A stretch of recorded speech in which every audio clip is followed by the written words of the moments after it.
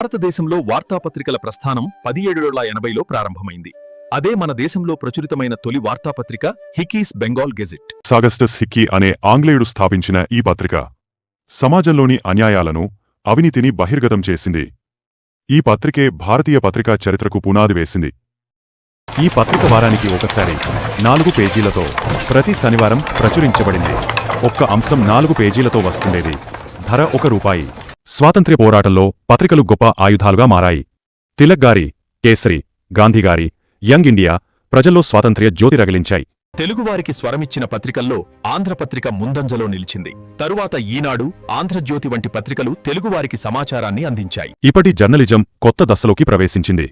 ముద్రిత పత్రికలు, ఈ-పేపర్లు, mobile news apps ద్వారా సమాచారం క్షణాల్లోనే మన చేతుల్లోకి చేరుతోంది. హిక్కీస్ బెంగాల్ గజెట్తో ప్రారంభమైన ఈ ప్రయాణం నేడు డిజిటల్ యుగంలోకి అడుగుపెట్టింది. సమాచారం మారింది, కాని ప్రజలకు నిజం చెప్పే బాధ్యత మాత్రం ఎప్పటికీ మారదు.